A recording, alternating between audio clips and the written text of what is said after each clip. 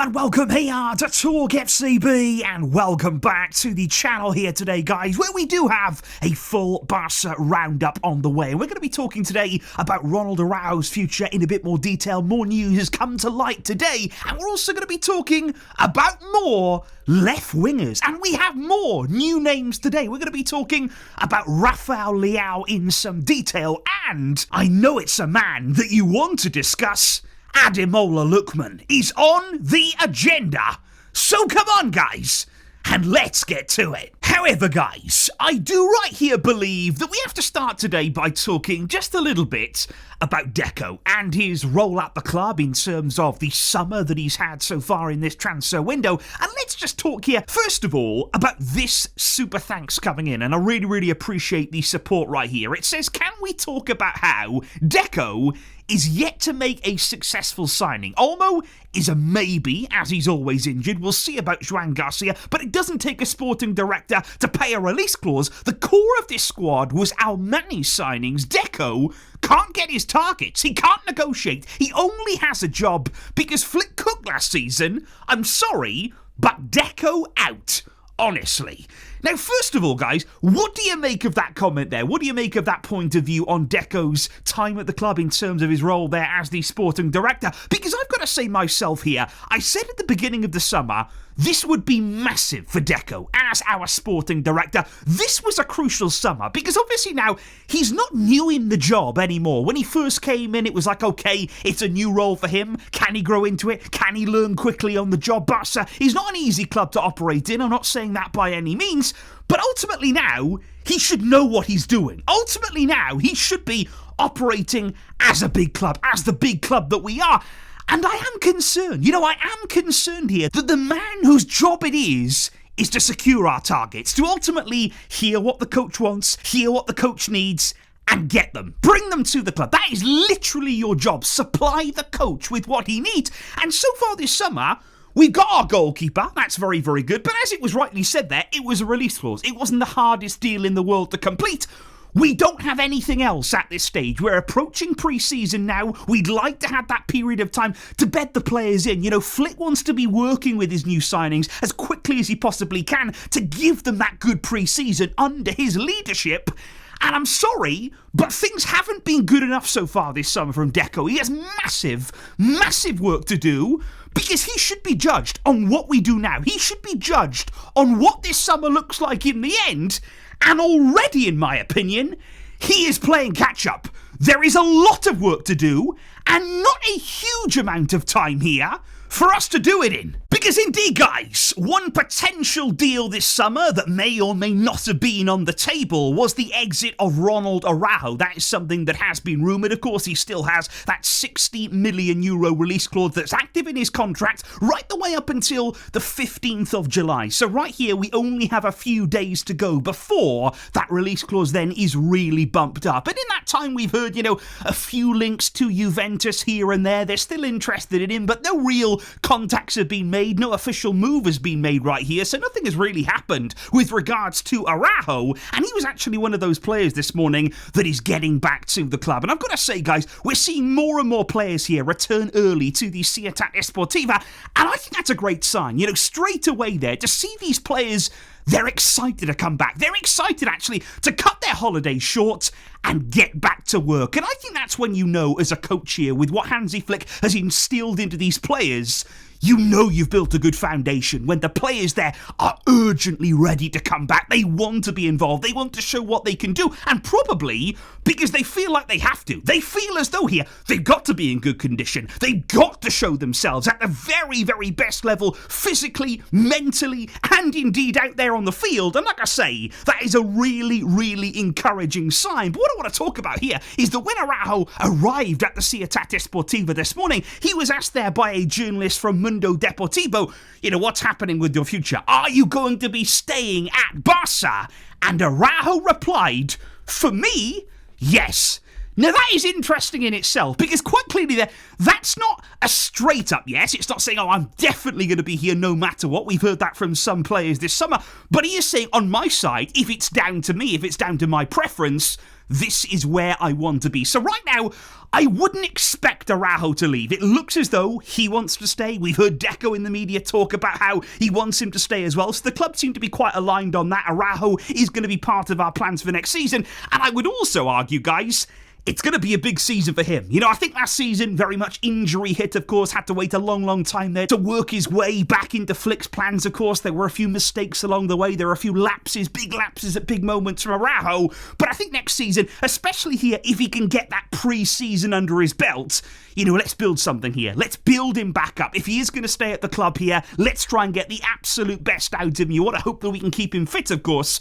But it's a big season for him. And what do you believe, guys, that if Araujo can stay fit, that if he can have a good pre-season here, what can he do in the coming campaign? Do you still have big faith in him or not? But if we do indeed, guys, right now move further up the field, then let's move again onto the debate, on the real conversations that we're having about the left wing position at the club. Because yesterday, obviously, we spoke in detail about Chazzy Simmons. Now, that was an interesting conversation. Some really interesting feedback here from Barca fans with regard to Simmons. Some people would love to have him back at the club. They see him there as a profile that could come in and fit very well, suit the system very, very well at the club. But there are also a lot of people that don't want to spend the money on him. And I think, to be honest, I can understand the people who may be a little bit sceptical about his positioning, because would I say that he's an out-and-out left winger? You know, that's what we're looking for here. That's what we're going for in this market. And would you look at Simmons and think, okay, there's your winger. We have nothing else at the club quite like him.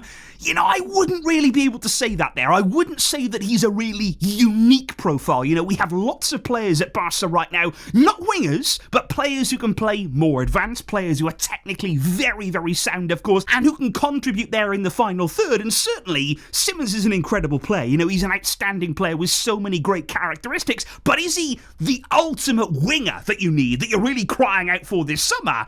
I think the jury would be out on that. But there was amazing, absolutely amazing reaction, I've got to say, to Antonio Nusa. Because I think that you can see the difference in the profiles. You know, Xavi Simmons, for me, is a higher level. He is definitely at a higher level there than Antonio Nusa. But in terms of what we need, in terms of the kind of profile, in terms of somebody there who's a lot more suited to being an out-and-out winger, Nusa ticks that box there. And I think a lot of people are really excited by his talent, the fact that he could improve a lot, by the fact that his price tag wouldn't be as high as many of the other targets that we've been speaking about. And I'm really, really interested to see, are there going to be any further links to Nusa? Are Barca going to scout him more this season? More and more and more and more and more until he goes somewhere else? You know, at some point, you've got to take on that chance. You've got to take on that gamble that it maybe would be, but it's one that could pay off. It's one that could pay big, big dividends if we did get it right. Which then brings us on to talk about Ademola Lookman. Now, this is a player for me, much like Nusa actually in many ways.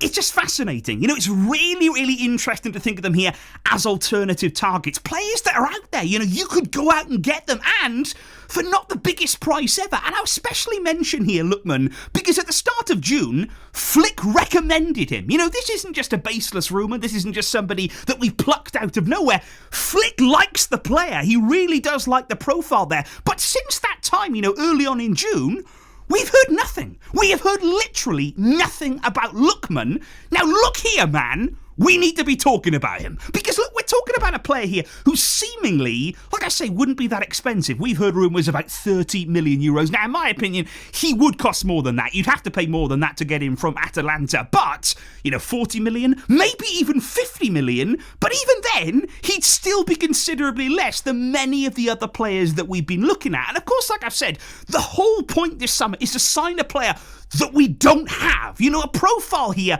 that is different, that is unique, something that we don't have in our squad that can give us an extra dimension, an extra edge in certain matches. And I would say the most important characteristics that we're looking for from the player that comes in, it's about pace, it's about being direct, it's about being a goal threat as well. And I would say that Lookman, He ticks all of those boxes, in my opinion. Now, people will say, oh, but is he a winger? Is he an out-and-out winger? Is he really comfortable out there on the wing? And I would say, sure, sometimes he's played more centrally. At times there he's played as the second striker in a more central position.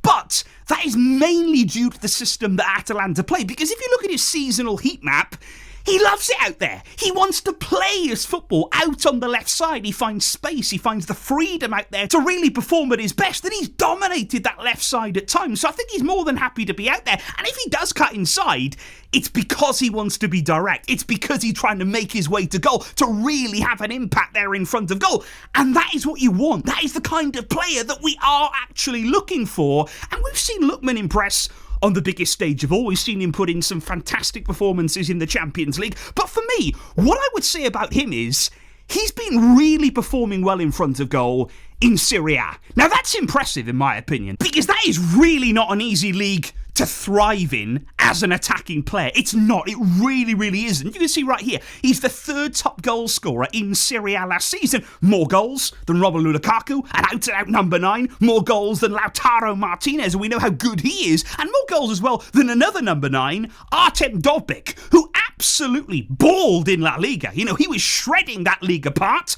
But he hasn't found goals as easy to come by in Italy. So I think what Lookman is doing right here should be appreciated, should be understood. I think he's a player that could undoubtedly contribute in a Hansi Flick team.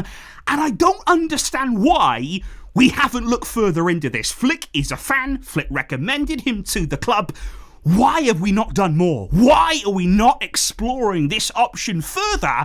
And could this be a name that crops up as we continue here to move into this window? Which indeed, guys, speaking there about Serie A, let's move on to talk about Rafael Leao. Now, this for me continues to be a really intriguing name, a really intriguing option, and I'm also surprised with this that we haven't heard more as well, especially because of these Jorge Mendes links that we have in amongst the Barca board, because apparently it came out last night that only recently has Liao actually been offered to Barca through Jorge Mendes. And I'm just wondering here if maybe that relationship, is not so rosy as it once was, maybe not so close-knit there as it was with Jorge Mendes. We actually sort of take on every Andy Barra client these days, so maybe we swapped allegiances when it comes to agents. But there are plenty of people apparently within the club who really do like Rafael Leao. Joan Laporta is one of them. One of the most important people within the club really does like him. Well, there are some people, though, who are still opposed to his transfer. Now, it's interesting to listen to Max Allegri, recently arrived as the new AC Milan coach, and he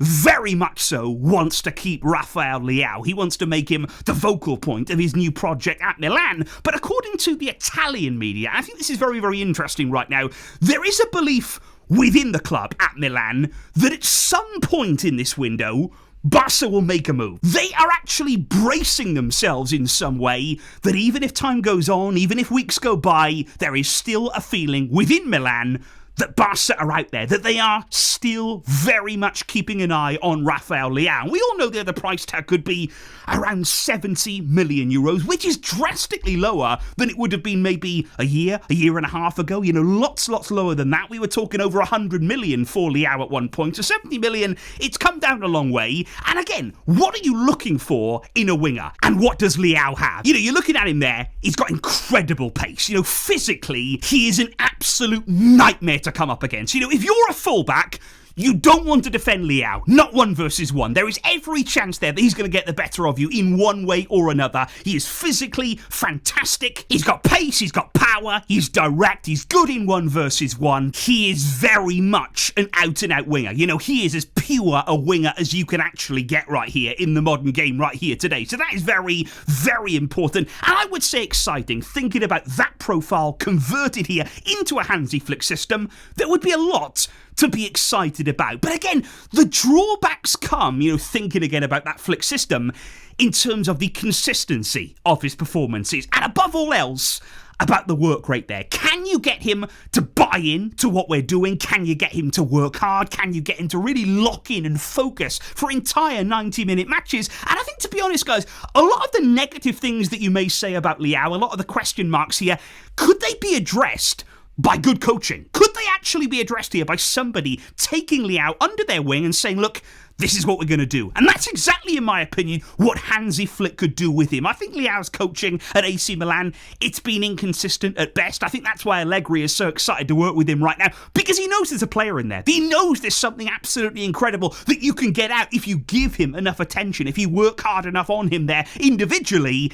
And I'm just interested, I'm really, really interested what Leao would be like under Hansi Flick's leadership. Whether we will ever find that out, I don't know. You know, Barca, in my opinion, they are still looking at him. He is still a name that is on our list. We're not moving for him right now, but I still wouldn't rule it out. And what do you think that Liao would be like in a Flick team with that Barca badge on his chest? So indeed, guys, please do let me know all of your thoughts in the comments down below here. Yet again today, talking about lots of different transfer targets. Who stands out to you? If you had to go out right now and sign a left winger, who would you choose? Which player would you opt for? Let me know. One name, and one name only, down below. Or if you wouldn't sign anybody, let me know that too, of course, guys. I will see you soon with lots more coming up. Thank you indeed for watching.